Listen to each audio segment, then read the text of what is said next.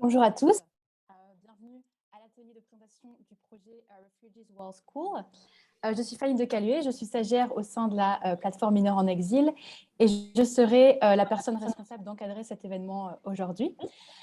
Je me permets de vous rappeler quelques petites règles de participation à un événement en ligne. Donc, lorsque vous n'intervenez pas, veillez à bien éteindre vos micros. Lorsque vous voulez poser une question, veillez à lever la main via le petit bouton en bas de l'écran et aussi à éteindre l'interprétation si vous l'avez utilisée. Et finalement, si possible, de garder votre caméra allumée. L'intervention de Madame Caroline Spass durera environ 50 minutes et vous aurez ensuite la possibilité de poser des questions pendant 10 à 15 minutes. Alors, en levant le petit bouton, en appuyant sur le bouton lever la main. Et on devrait être de retour au sein de la session plénière vers 12h35, 12h40. Donc voilà, je vais laisser la parole à Madame Caroline Sass, qui est donc l'intervenante de cet atelier. Merci beaucoup, dank u wel. Ik ga even mijn slides met jullie delen. Merci beaucoup, je vais partager ma présentation avec vous. Vous pouvez la voir? Voilà, je m'appelle Caroline Spass. Je suis en train de faire mon doctorat à la KU Leuven.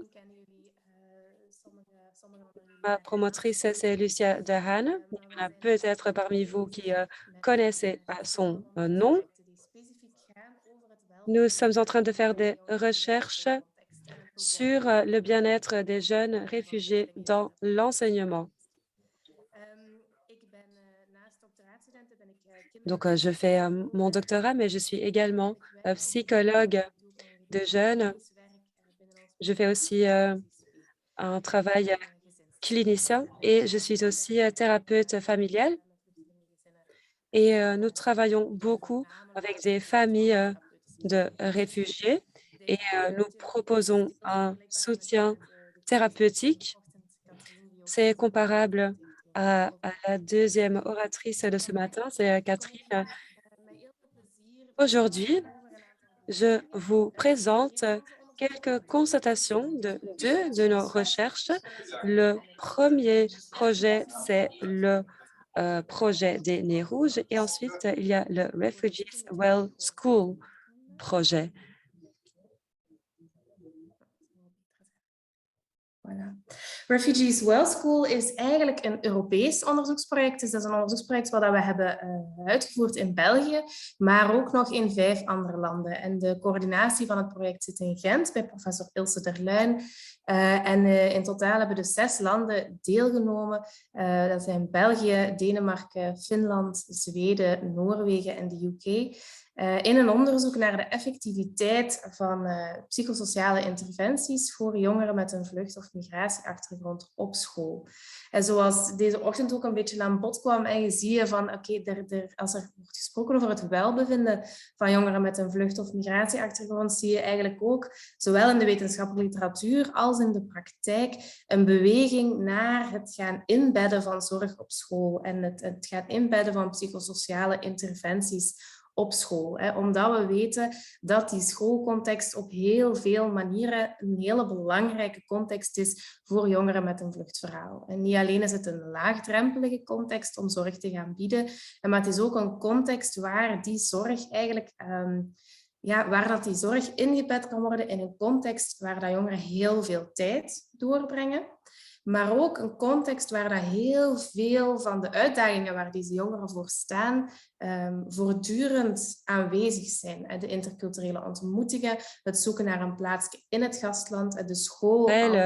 La recherche d'un lieu, l'école qui incarne en fait le lieu d'échange et l'endroit où les jeunes apprennent les compétences afin d'acquérir une place dans notre société.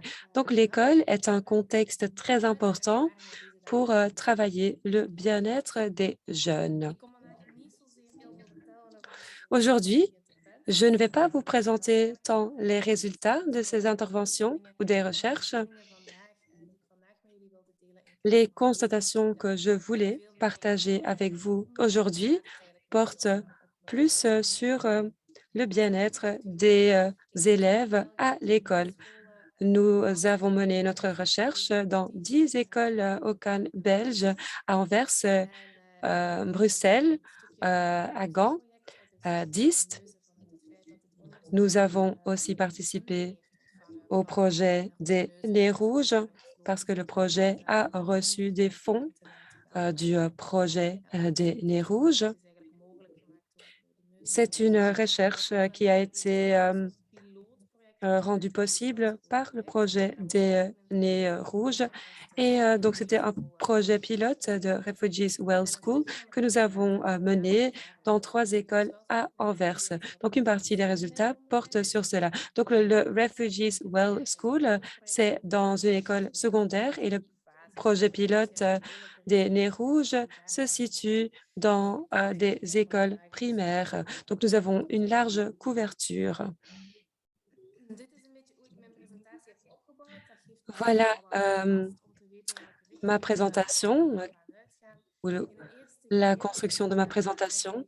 Dans le premier volet, je vais vous présenter des chiffres liés à des conclusions qui sont assez claires sur le bien-être des jeunes réfugiés dans les écoles primaires et aussi dans les écoles d'accueil, les écoles secondaires, donc le Refugees Well School, ce projet-là. Ensuite, je ne vais pas vous présenter les statistiques, mais plutôt les, les résultats qui ressortent des discussions qu'on a eues avec les jeunes sur leur bien-être dans l'école.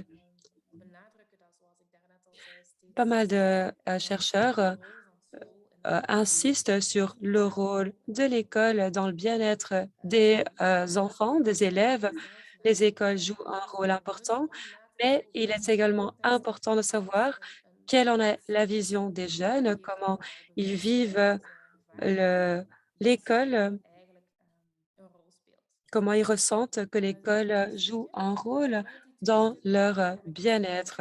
Et ça, c'est donc le deuxième volet. Ensuite, on passe au troisième volet, les conclusions ou les implications pour la pratique. Le premier volet, les constatations qui ressortent du projet des Nez Rouges et du Refugees Well School. Il y a pas mal de chiffres qui sont présentés à l'écran, mais c'est assez clair lorsqu'on le parcourt tous ensemble. Donc, il y a 3 écoles primaires qui ont participé au projet 3 Rouges, 3 écoles primaires à Anvers, 55 élèves avec, donc issus de la migration, donc des réfugiés, et 62 élèves avec un autre motif de migration. Parce que nous pensons souvent que les enfants qui ont fui leur pays d'origine pour des raisons de violence, par exemple, qui sont plus traumatisés que les élèves avec un autre motif de migration, surtout des motifs économiques, par exemple, les parents qui ont trouvé un travail ou les élèves qui sont venus en Belgique pour leur scolarité. Sur base de la littérature, on sait que ces 2 groupes de jeunes arrivent dans une société qu'ils ne connaissent pas. Ils doivent chercher leur chemin entre les cultures. Ils peuvent entrer en contact avec des discriminations, exclusions sociales. Et ça, on le sait, ça met une pression sur les jeunes. Et pour les enfants qui ont fui la guerre, on constate souvent dans nos résultats qu'il y a une cumulation plus importante des traumatismes. C'est pendant la fuite, avant la fuite et également après la fuite, ils sont confrontés avec des traumatismes. Je vais en parler davantage tout à l'heure, mais ces constats font en sorte qu'on peut se poser des questions. Dans l'enquête Refugees Well School, c'est une enquête de 2019. Il y avait 10 écoles en Flandre et à Bruxelles qui ont participé. 316 jeunes avec un contexte migratoire ont participé et 214 jeunes avec un autre motif de migration. On a travaillé avec des enquêtes, avec des questionnaires. Et donc, je sais que vous vous demandez probablement comment l'avez-vous fait. Travailler avec des questionnaires avec ce groupe de jeunes. On a utilisé 22 langues différentes. Donc, on a essayé de poser des questions pour la plupart dans la langue maternelle des jeunes. Nous avons également travaillé avec des interprètes et nous avons également travaillé avec des fragments vidéo. Donc, on a vraiment essayé de tout faire via les interprètes pour avoir un bon contact, pour avoir des bonnes réponses. Ensuite, vous voyez les résultats à droite. Vous voyez que pour le groupe du projet des Nez Rouges, à peu près 25% des enfants qui ont participé à l'enquête avaient pas mal de problèmes de comportement interne et externe. Qu'est-ce que c'est des problèmes de comportement interne et externe? En fait, on constate que ces enfants arrivent plus souvent dans des conflits, qu'ils ont beaucoup plus de mal à se contenir.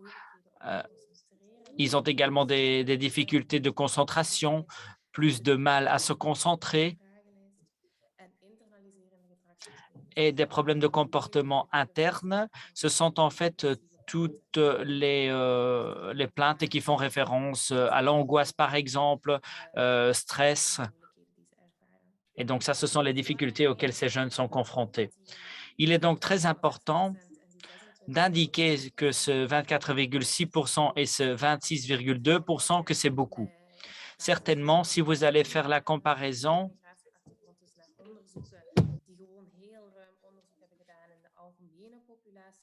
et donc, on a fait une recherche dans ce sens-là, et là, on a constaté que c'est plus de 10%. Idem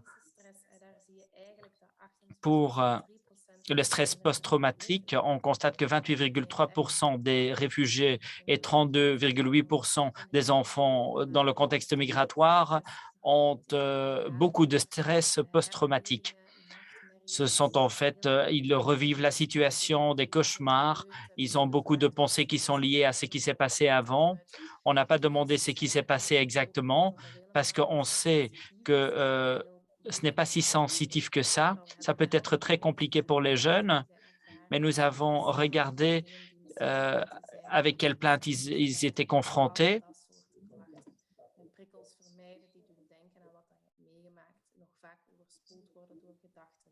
Ils ont souvent des pensées à ce qu'ils ont vécu et ils se sentent mal à cause de ça. Donc, en fait, les pourcentages sont aussi assez élevés ici.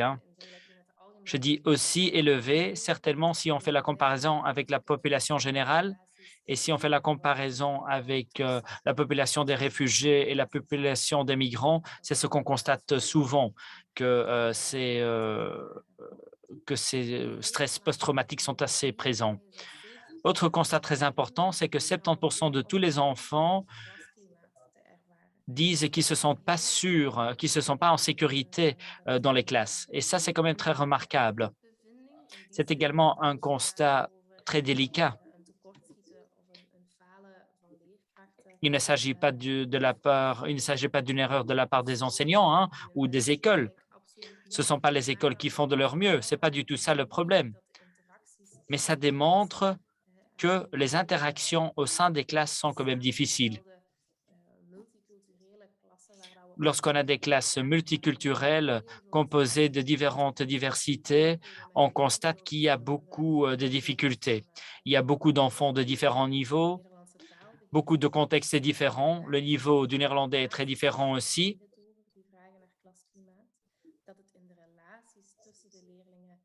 Les relations entre les élèves sont souvent difficiles.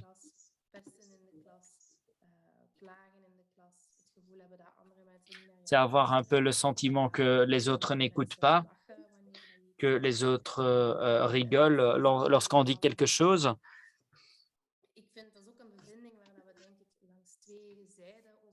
C'est effectivement quelque chose qu'il faut considérer des deux côtés. Et donc, il faut regarder quels sont les défis également.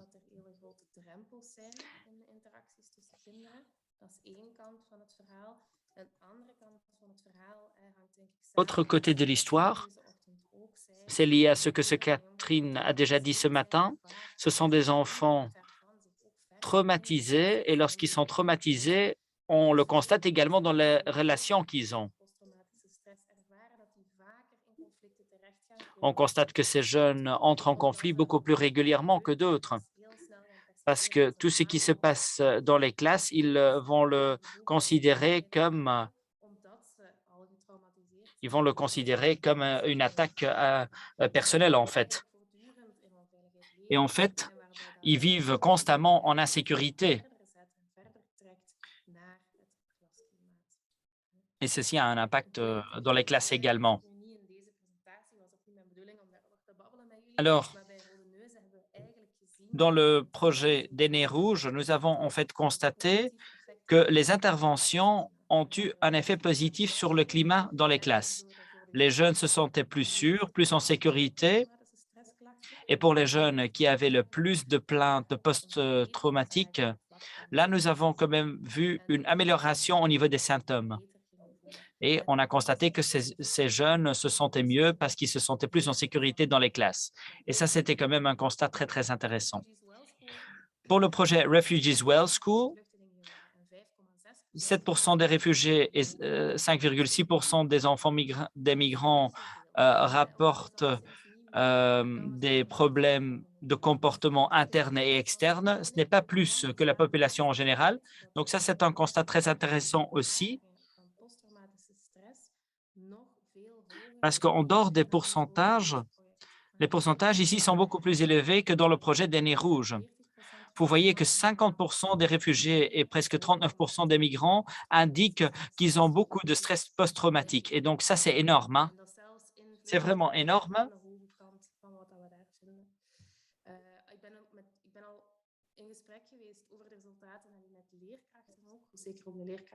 J'en ai déjà parlé avec des enseignants, certainement des enseignants qui ont participé à notre enquête.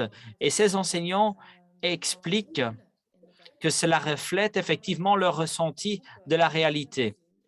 En fait, ils voient des groupes de jeunes qui font de leur mieux, qui font vraiment tout pour réussir. Et en général, ces jeunes le font bien. Au niveau du comportement, ça se passe bien. Il y a bien évidemment des exceptions. Mais les enseignants ressentent que bon nombre de jeunes ont quand même un sac à dos très, très rempli. Et malgré le fait qu'ils essayent de tout faire, ce sont des jeunes très, très résilients. Et pendant tout ce temps, on ressent qu'il y a quelque chose qui cloche quand même. Ça, c'était quand même important pour les enseignants qui ont participé à cette enquête. Sur base de ces résultats, lorsqu'on essaye d'en tirer des conclusions, alors je crois que les deux conclusions les plus importantes sont les suivantes. Les deux groupes, tant les jeunes comme les enfants, ont beaucoup de stress post-traumatique.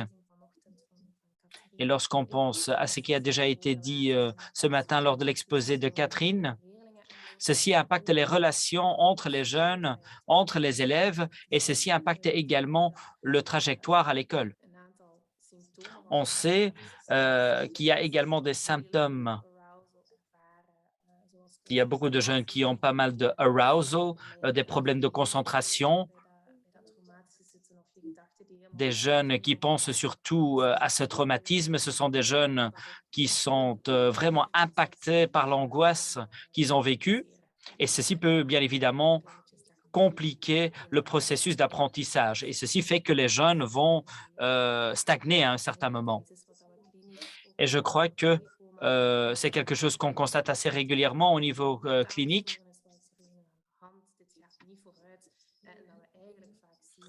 On constate assez régulièrement que les jeunes sont bloqués quelque part, également dans l'acquisition de la langue, par exemple. Et ce qui est très remarquable dans les deux enquêtes,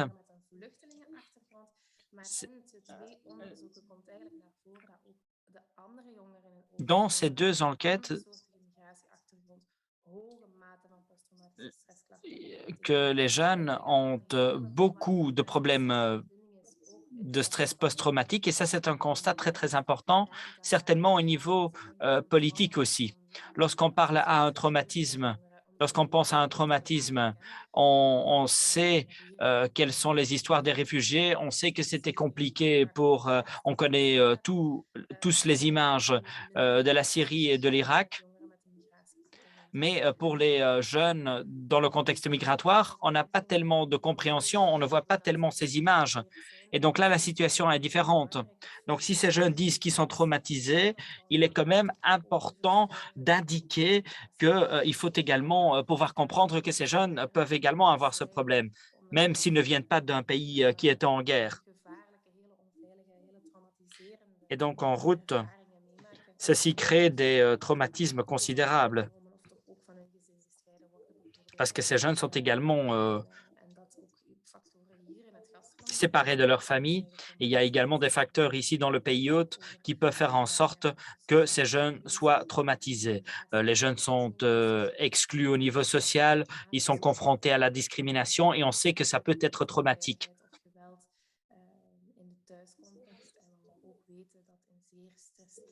On sait également que ça peut créer beaucoup de stress, que ça peut causer beaucoup de stress dans la situation. La situation à domicile peut créer aussi pas mal de stress. Donc ça, c'est quand même quelque chose de très important. C'est quelque chose qu'il faut tenir en compte lorsqu'on pense à cette bienveillance pour les primo-arrivants.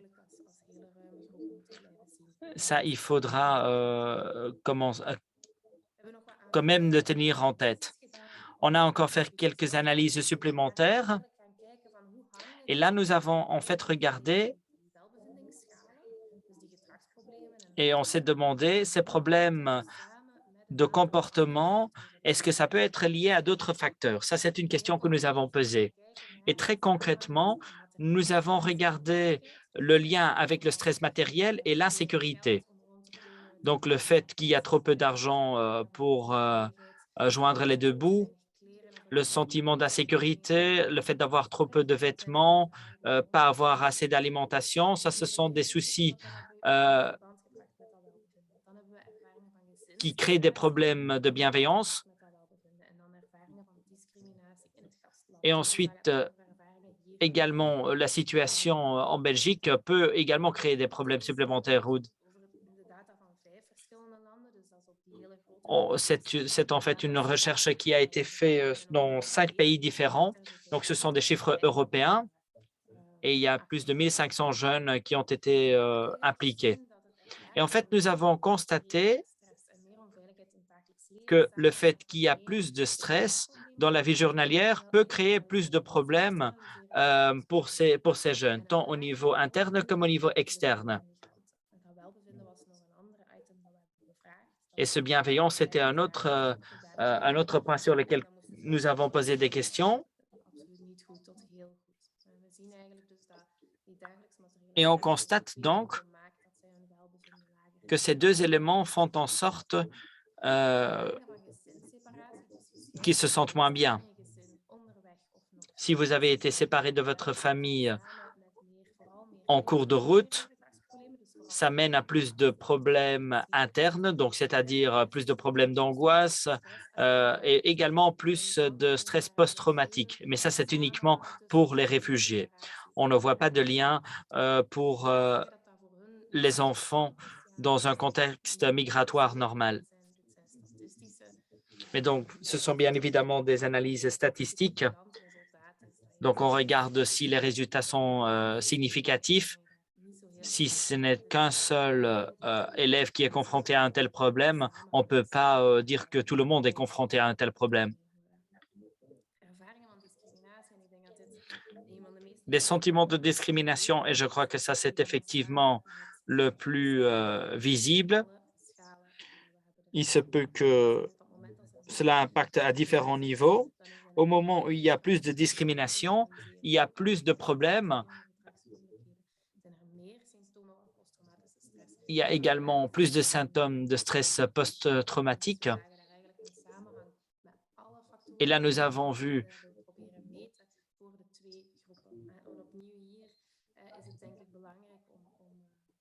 je crois que ici, de nouveau, il est important. Notre enquête, c'est en fait une des premières enquêtes qui est liée aux jeunes réfugiés.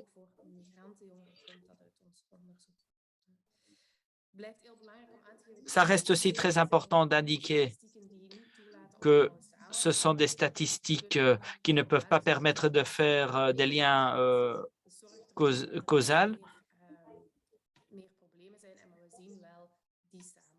On ne peut pas dire que plus de discrimination mène à plus de problèmes, mais il y a quand même un lien. On constate que ces jeunes ont plus de problèmes, sont beaucoup plus rapides, ils sont beaucoup plus victimes de discrimination. Et ça, c'est quand même quelque chose de très important, il me semble. Sur base de cette enquête, on constate que les réfugiés sont en fait les plus vulnérables. Ils sont le plus vulnérables parce qu'il y a un lien clair et ils ont beaucoup plus d'expérience au niveau de la discrimination. Et ces expériences de discrimination ont un impact vraiment négatif. Et tout à l'heure, vous allez voir les conclusions et vous allez comprendre que c'est effectivement important de le comprendre ainsi. Mais tout d'abord, je voudrais vous guider dans cette deuxième partie. C'est la première fois que je vais présenter cette partie. C'est la première fois que je présente ces constats à des personnes qui ne font pas partie de mon groupe d'études. Et c'est un des articles que j'écris avec le plus de plaisir parce que je trouve que ce sont des constats très, très intéressants, très agréables et ce sont des constats qui doivent mener à la réflexion. On est entré avec les jeunes en conversation et on a demandé à ces jeunes quel est le rôle que l'école peut jouer dans votre bienveillance. Nous avons donc 4 groupes de jeunes et nous avons travaillé avec ces 4 groupes et c'est une conversation que nous avons menée avec ces personnes. Et donc, nous avons essayé de voir ce qui était important pour les jeunes et de demander comment l'école peut jouer un rôle pour les jeunes. Alors, deux thèmes que je vais parcourir un peu plus en détail tout à l'heure. Le premier thème, c'est que les jeunes considèrent l'école comme un lieu qui rassemble pas mal de tensions, donc c'est un champ de tension et c'est aussi lié au fait d'être primo-arrivant dans le pays d'accueil. Donc, il est important de voir où se situent les jeunes sur ce champ. Donc, c'est un contexte qui est très intéressant. C'est un lieu de rassemblement qui regroupe pas mal de caractéristiques. Et donc, il faut voir comment eux, ils se situent. Ensuite, nous voyons aussi que les écoles indiquent que les élèves indiquent que l'école n'est pas juste un endroit où ils peuvent négocier leur place dans la société, mais ils utilisent l'école comme ils en profitent pour négocier leur place dans la société. Donc, ils vont vraiment saisir cette possibilité qu'offre l'école pour voir y a-t-il de la place, y a-t-il une place pour moi en Belgique et comment est-ce que je peux utiliser l'école. Et vous allez voir très clairement comment les jeunes le font, comment ils essayent de conquérir leur place à travers leur parcours scolaire. Mais tout d'abord, dans les témoignages des jeunes, nous voyons qu'il y a pas mal de mouvements entre les différents pôles qui sont propres aux expériences des primo-arrivants. Un premier domaine, c'est donc le fait d'essayer de trouver des connexions avec les autres élèves, avec les professeurs et les enseignants. L'isolement social par rapport à la connexion.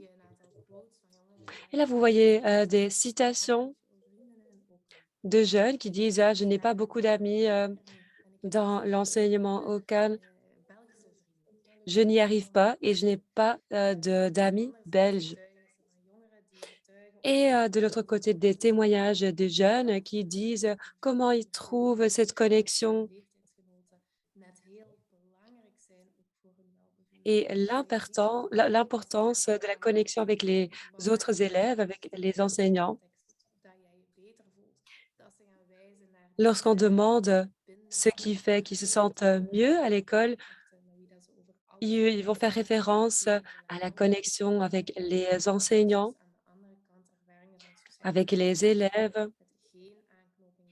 Et de l'autre côté, il y a des expériences de l'intégration sociale ou plutôt d'un manque d'intégration. Ce qui est très important pour les jeunes au niveau de leur bien-être à l'école, les jeunes vont faire référence à l'école comme une clé vers l'avenir. Les personnes qui sont déracinées, qui arrivent dans un nouveau pays, ces personnes-là vont toujours se référer à l'école comme la clé de l'avenir.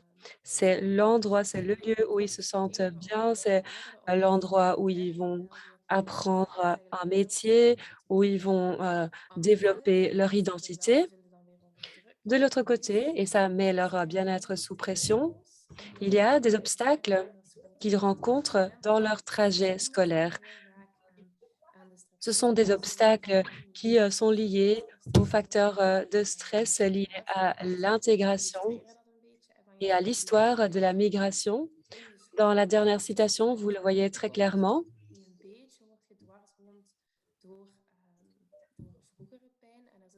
Il y a des douleurs du passé qui sont liées à leur épanouissement en Belgique. Donc, il y a des facteurs de stress du passé, mais aussi des facteurs de stress actuels, comme l'indique la dernière citation qui dit « Vous avez aussi vos devoirs. Moi, j'habite dans une maison où il y a beaucoup d'autres habitants, donc c'est comme un hôtel et il peut y avoir une alarme pendant que je suis en train de faire mes devoirs et tout le monde doit quitter le lieu. » Donc, ça, c'est un facteur de stress actuel. La gestion de la perte, ça, c'est vraiment très difficile pour les jeunes qui ont dû quitter leur pays, qui ont dû tout quitter. L'école peut les aider à gérer, à mieux gérer la perte, mais c'est aussi un endroit où l'expérience de la perte est très, très, très claire. Donc, il y a une citation qui dit que l'école me permet de faire de nouvelles expériences. J'ai l'impression d'être seule, je pense à mes amis dans mon pays d'origine et ça fait vraiment mal d'être confrontée au fait que je ne parle pas la langue des gens ici. C'est pas comme dans mon pays d'origine. Donc ça fait que je peux en parler avec personne. Donc cette expérience de ne pas pouvoir en parler avec les autres élèves de la classe, ça accentue l'expérience ou le sentiment de la perte. Les élèves indiquent que l'école les aide parce que ça leur donne une routine, ça leur donne des repères. mais leur bien-être est mis sous pression. On en a déjà parlé. Les élèves disent Ah, on a tellement de devoirs, je n'arrive pas à tout faire. Il y a beaucoup de pression. Ils ressentent aussi beaucoup de pression, de stress. D'un côté, l'école offre des repères, mais de l'autre côté, l'école met aussi une pression et les enfants ont l'impression de ne pas avoir de contrôle. Le deuxième thème, l'école, c'est un lieu où les élèves peuvent négocier leur place dans la société. Et on a vu des témoignages de jeunes qui décrivent leur trajet scolaire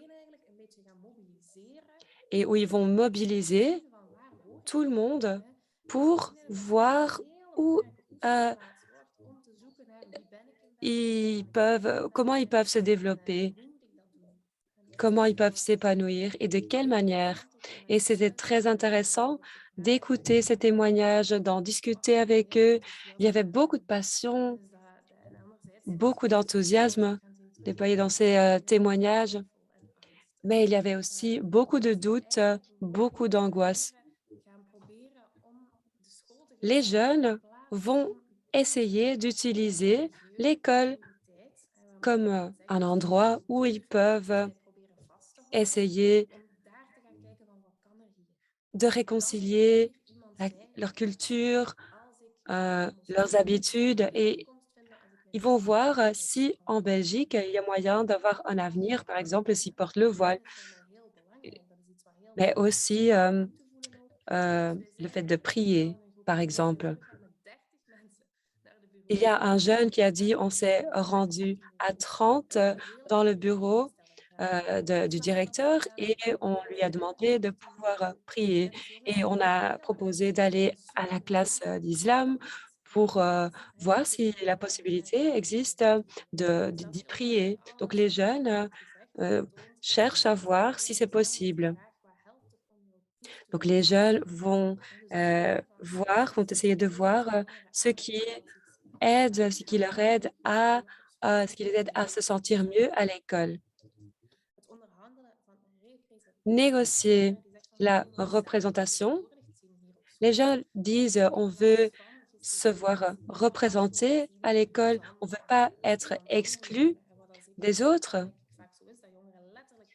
Ce qu'on voit souvent, c'est que les jeunes se trouvent dans un autre bâtiment avec une autre cour de récréation et en général, il y a peu de contact avec les enfants de l'enseignement régulier. Et ils disent qu'il faut avoir des enseignants avec euh, une autre histoire culturelle parce que la plupart des professeurs sont blancs et eux, ils nous comprennent. Et en bas, il y a une fille qui dit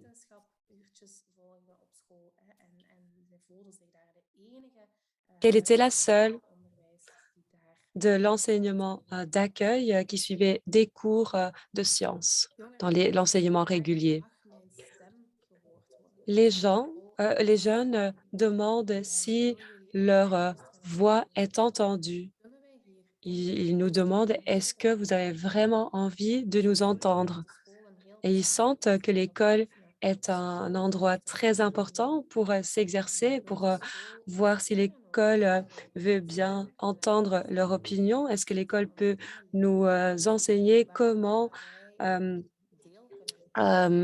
s'exprimer, comment participer aux discussions dans la société? Et ils indiquent que souvent, il est très difficile de partager une opinion à l'école. Les jeunes, ils font en fait une négociation assez consciente de leur citoyenneté dans la société, hein. Ils se demandent comment devenir des citoyens.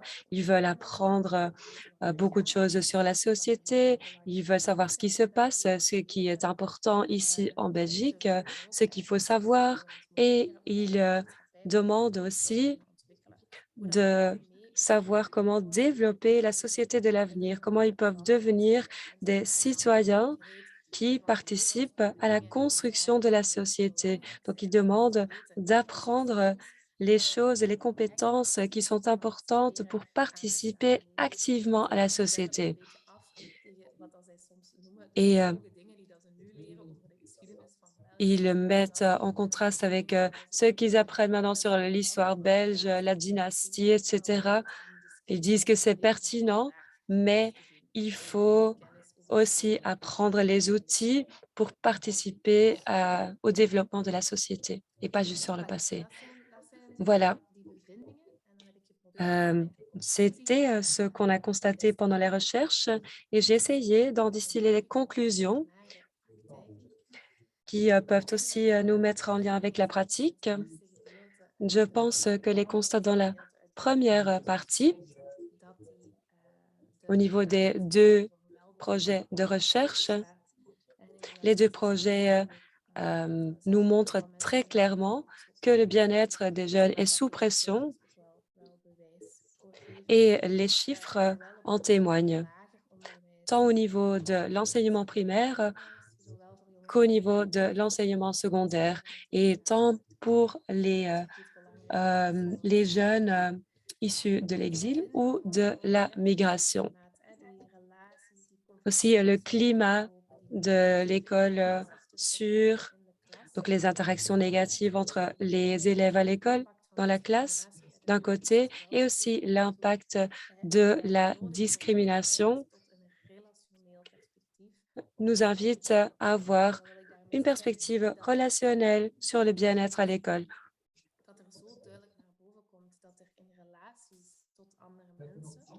Il en ressort clairement que dans les relations humaines, il y a des choses qui se passent qui mettent une pression sur le bien-être des jeunes. Et c'est aussi l'idée derrière les interventions à l'école. Cela permet de travailler sur certains thèmes avec des groupes de jeunes. Ça nous permet aussi de parler des discriminations, de faire des témoignages et ça va améliorer les relations entre les jeunes.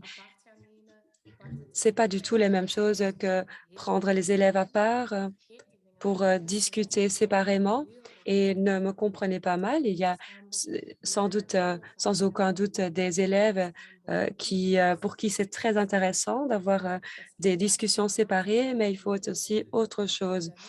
Et il y a aussi un très grand groupe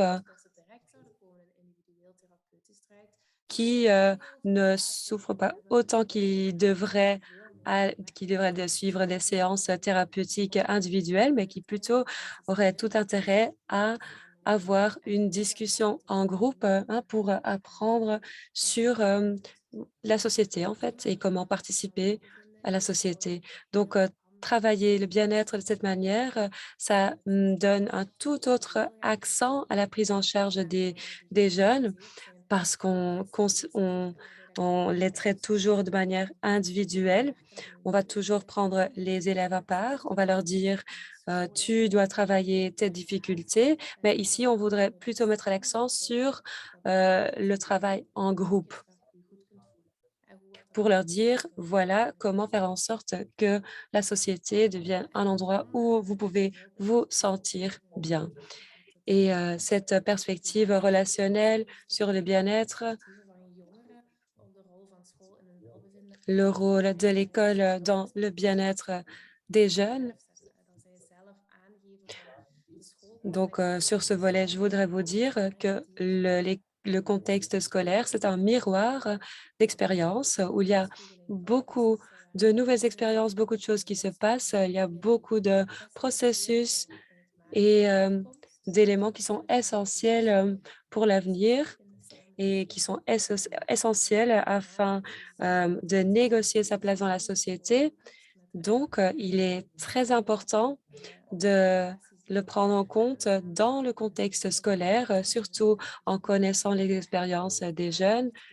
Et il faudrait porter une attention particulière au bien-être et aux initiatives concernant le bien-être.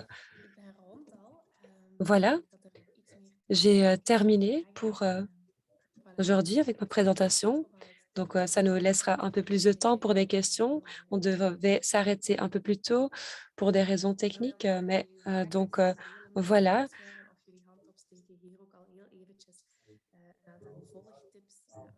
On voudrait déjà vous laisser quelques conseils. Donc, n'hésitez pas à nous suivre sur Twitter, sur Facebook, sur Instagram.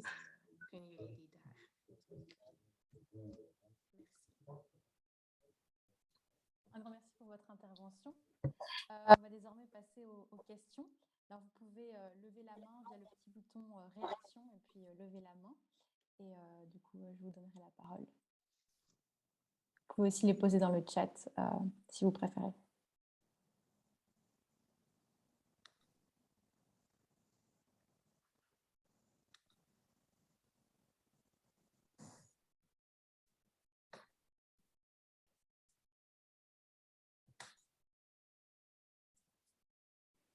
Oui, du coup, je vois Hélène qui a une question.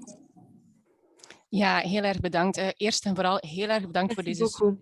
Tout d'abord, merci beaucoup pour cette présentation super intéressante. J'ai déjà hâte de connaître les résultats complets. J'avais une question suite à ta présentation sur l'école comme champ de tension. Donc, tu parles de l'isolement par rapport ou versus connexion. Est-ce que ça dépend du contexte scolaire? Est-ce que vous pouvez le déduire des résultats? Est-ce qu'il y a quelque chose que l'école Okan fait pour construire la confiance ou est-ce qu'on ne peut pas déduire cela des résultats? C'est une super chouette question. Merci. Je ne peux pas le déduire des résultats. Cette partie porte vraiment sur les discussions qu'on a eues avec les jeunes et on n'a pas interrogé systématiquement le contexte scolaire ou les caractéristiques de l'école. Ça n'a pas été notre approche systématique. On n'a pas pu l'analyser. C'est peut-être une bonne chose de vous dire qu'il y a d'autres recherches en Belgique qui font ce lien.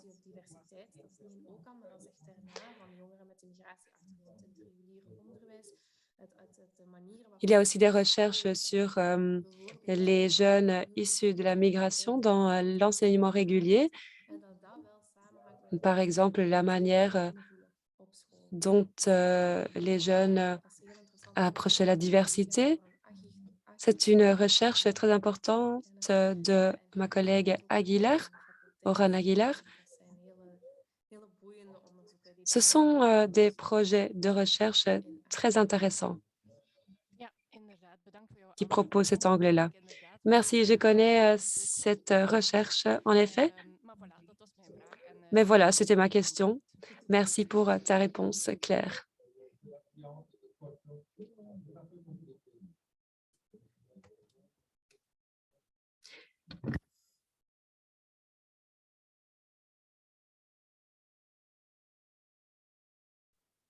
Quelqu'un d'autre? N'hésitez pas.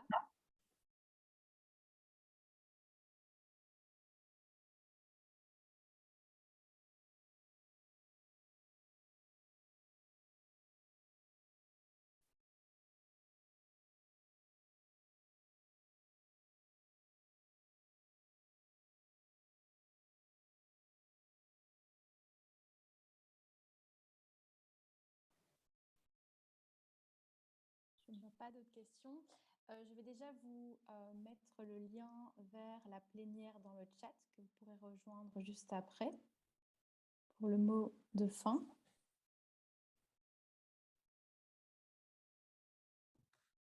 Dank u wel, alvast. Merci.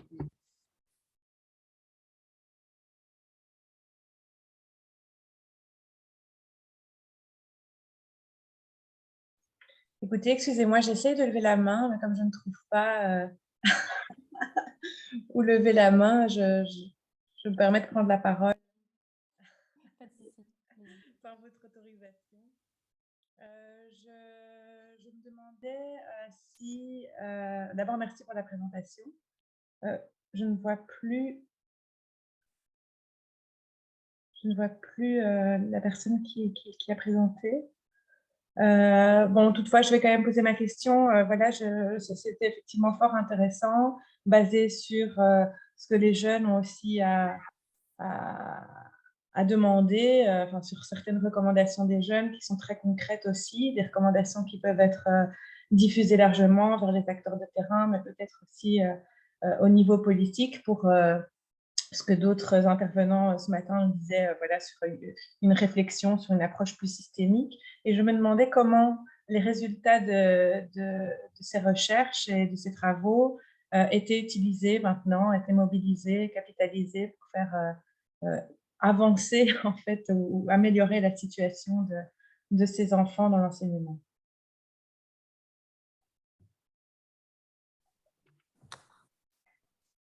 Ik denk dat dat een vraag was, hè, aan mij. C'était une question pour moi, il me semble, hein, Oui, tout à fait. parce que j'étais déjà parti, mais je suis de retour et donc j'ai bien compris la question. En ce moment, nous parlons avec le cabinet pour l'enseignement en Flandre et donc ces constats ont déjà été partagés avec le cabinet et ce qu'ils vont en faire exactement, ça, on n'a pas de vue pour l'instant, mais sachez que nous sommes en conversation avec les personnes au cabinet et également avec des personnes du monde de l'enseignement. Donc, on y travaille. D'accord, merci. Et je peux me permettre de rebondir sur la réponse. Est-ce qu'il y a des collaborations qui se mettent en place avec le milieu francophone, voire germanophone, puisque finalement, ce dont les jeunes témoignent dans le cadre de cette étude, pour une fois, est totalement, enfin, pas totalement indépendant du contexte, mais je veux dire qu'ils arrivent finalement dans l'enseignement néerlandophone ou francophone, on peut se rendre compte que les réalités sont assez similaires. Est-ce que des collaborations se mettent en place pour un plaidoyer plus national, même si on sait la complexité de l'organisation belge, mais...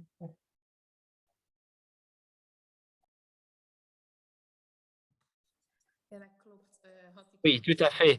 Effectivement, concernant la complexité, vous avez raison. Pour l'instant, il n'y a pas encore de collaboration. Mais je crois personnellement, et je crois que je peux également parler pour les autres de notre projet de recherche, nous sommes vraiment ouverts à cela.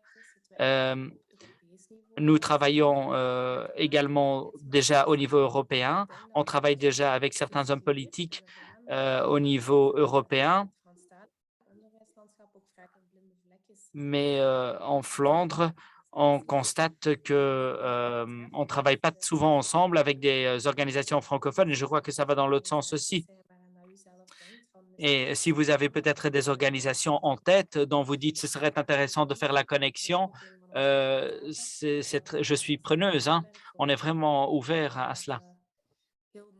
Oui, c'est parce que la dynamique de l'organisation de cette matinée d'études va vraiment dans le sens de fédérer peut-être aussi certains acteurs. Et donc, je me demandais si éventuellement, voilà, la plateforme Mineurs en exil qui regroupe finalement des acteurs de première ligne, enfin, de la société civile, des professionnels de toutes les communautés, ne pouvait pas être un bon tremplin pour voilà, permettre à tous ces acteurs de développer des collaborations sur cette thématique-là.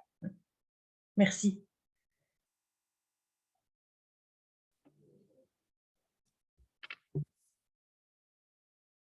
Merci beaucoup. Alors, il y a aussi une question de Monsieur Paul Vlamink par rapport à s'il y a une enquête de ce genre au niveau francophone.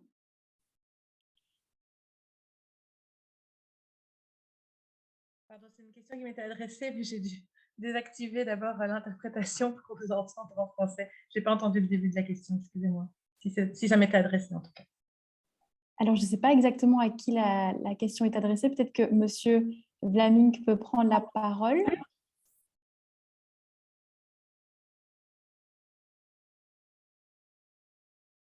Sinon, la question est dans le chat aussi. Oui. Voilà. Ja, dus mijn vraag was, Caroline, of jij bent... Ma question était pour Caroline, parce que toi, tu travailles en effet en Flandre. Tu as fait l'étude en Flandre, mais je me demande, pardon, s'il y avait également des études qui ont déjà été organisées aux Pays-Bas ou en communauté francophone en Belgique, par exemple. Y a-t-il déjà des études similaires ou peut-être des résultats similaires ou y a-t-il peut-être des résultats différents? Ben, très concrètement, par rapport à la partie francophone de la Belgique, je ne sais pas vous répondre. Je crois qu'il y a peut-être des personnes qui y travaillent, mais peut-être que Marie peut en dire davantage. Quand je regarde mon domaine de recherche un peu plus large, il faut savoir qu'il s'agit d'un projet européen et bon nombre des données que j'ai présentées aujourd'hui, il faut savoir que ce sont des données qui ont été récoltées dans d'autres pays aussi. Donc, nous avons fait des constats en Belgique, mais on constate que ces résultats sont utilisés ailleurs, dans d'autres pays. On travaille ensemble avec la Suède, la Finlande, le Danemark et la Grande-Bretagne. Et donc, on constate que le bien-être est vraiment sous pression. C'est sous pression et on constate un peu que les résultats sont un peu les mêmes partout, peu importe le contexte national. Alors, peut-être qu'on pourrait trouver une corrélation avec les différents systèmes d'enseignement. Est-ce que le système flamand est différent par rapport au système hollandais, par exemple, ou par rapport au système des pays dont tu fais référence? Oui, en effet. Et une partie de nos analyses parle de ça. Lorsqu'on parle de la dernière partie, on a par exemple constaté dans les données que les jeunes en parlent et que la forme peut être très différente et tout dépend aussi de l'école, tout dépend aussi de la structure des écoles et des règles politiques qui existent. Par exemple, nos jeunes, ils ont vraiment mis l'accent sur le port du voile et sur la prière, tandis qu'en Suède, c'était des éléments qui n'étaient pas du tout présents dans l'enquête. Les jeunes ne mettaient pas, ils peuvent toujours porter le voile à l'école en Suède, ils peuvent faire la prière. Et donc là, on a constaté que c'est tout à fait différent. Et cela, ça dépend en effet de la politique des écoles. C'est peut-être aussi très intéressant de l'ajouter. Depuis 6 mois, nous avons quelqu'un qui nous a rejoint de notre projet d'études et donc cette personne va faire un doctorat sur ça. Elle va en fait faire une enquête, une étude et elle va donc regarder le contexte politique, le contexte de l'école et elle va l'analyser en profondeur et elle va faire la comparaison avec nos résultats. Donc, elle va effectivement regarder s'il y a un lien avec le système des écoles, avec le système des nations, en fait, des pays. Un très beau travail. Je suis curieux de voir la suite. Je suis curieux de voir des publications suivantes. Merci pour votre travail, en tout cas.